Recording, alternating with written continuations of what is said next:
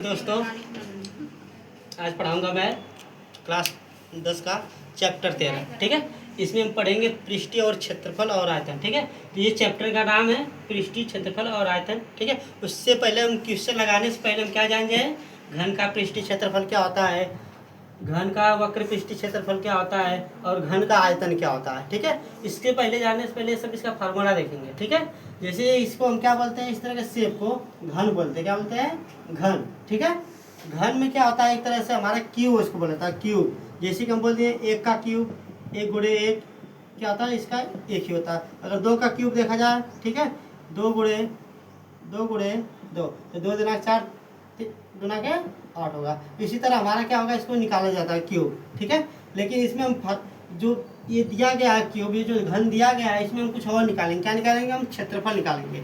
ठीक है, घन का क्षेत्रफल। घन का क्षेत्रफल क्या होता है, इसको देखेंगे। जिसे जो ये साइड सब है, ये वाला लाइनिंग, ठीक है, ये वाला लाइनिंग, ये वाला लाइनिंग, इसमें तो कहिए इसको क्या बोला जाता है, ऊंचाई। इसको क्या बोला जाता है? ऊंचाई। घन में क्या होता है, ऊंचाई, लंबाई और क्या नाम है, चौड़ाई सब क्या बराबर होती है, किसमें? घन में। ठीक है, इसको अगर तुम मानो कि यार इसको हाइट मान लिए तो मान चलो, इसको तुम मानो बी ब्रेथ में चौड़ाई, और इसको एक हो गया 4, देखो हाइट हो गया, ब्रेथ हो गया, इसको क्या करो, लेंथ मान लो। लेंथ जानते क्या आता है? लेंथ देखो, ये वाला लेंथ मानो। ठीक है, ये वाला ब्रेथ मान लो। ठीक है, तो ब्रेथ, लेंथ और क्या, हाइट। ठीक है, तो हाइट हो गया, लेंथ हो गया, ब्रेथ, जो ये तीनों क्या सब बराबर है, तो इसको अलग अलग मानने क्या जरूरत है, सबको मान लो ए।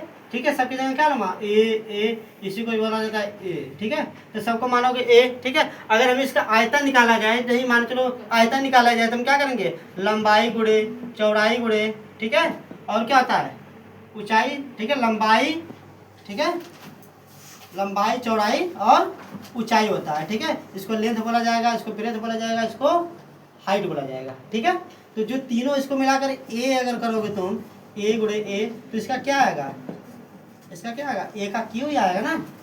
जैसे सबको ए मान लेते हैं, लेंथ को, ब्रेथ को और हाइट को क्या मान लेते हैं, ए का क्यू। तो इसीलिए हम क्या लिख देंगे यहाँ पर, ए का क्यू।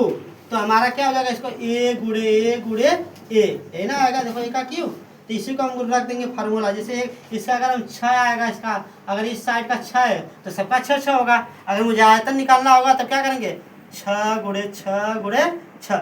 ए का मान क्या हो गया, 6 हो गया ना। लंबाई चौड़ाई ऊंचाई सबका क्या मान है, ए मान लिए, तो इसका क्या होगा 6 6 6, तो 6 36, फिर 6 का क्या करेंगे हम, 6 36 का, फिर 6 में हम क्या करेंगे, गुणा करेंगे। 6 के 36 हो गया, 36 का 18, 18 3 21, तो कितना आ गया, 216। तो हमारा आयतन भैया निकल गया कितना, 216 अगर निकाला जाएगा तब। ठीक है, फार्मूला इस तरह यूज हम करेंगे। ठीक, समझ में आ गया। एक क्यू आया था, एक क्यू क्यों लिखा जाता है, क्योंकि ए का गुणा किया गया है, कितना, लंबाई चौड़ाई और ऊंचाई क्या किया गया, गुणा किया गया, इसी को बोला जाता है ए का क्यू। ठीक है, ये हो गया, क्या नाम है, घन का पृष्ठीय, सॉरी, ये घन का क्या हो गया था, आयतन हो गया था। ठीक है, ये क्या हुआ, घन का आयतन। ठीक है, अब हम क्या पढ़ेंगे, घन का क्षेत्रफल। ठीक है, घन का पृष्ठीय क्षेत्रफल में, पृष्ठीय क्षेत्रफल वो होता है जिसको घन का पृष्ठीय में, जैसे कि हम चारों पूरा 6 दीवारों को क्या निकालते हैं हम, क्षेत्रफल। ठीक है, इसमें कितना स्क्वायर मीटर लगा, कितना फुट, कुछ भी पूछ दिया, मीटर पूछ दिया, सेंटीमीटर पूछ दिया, उसमें बताता है टोटल इतना स्क्वायर मीटर लगेगा, इतना सेंटीमीटर लगेगा। ठीक है, तो जैसे मैं इसका, तुम जानते हो एक साइड का, जैसे इसको जानते हो तुम सब, ये वर्ग होता है। ठीक है, इसको बोला जाएगा वर्ग हो गया।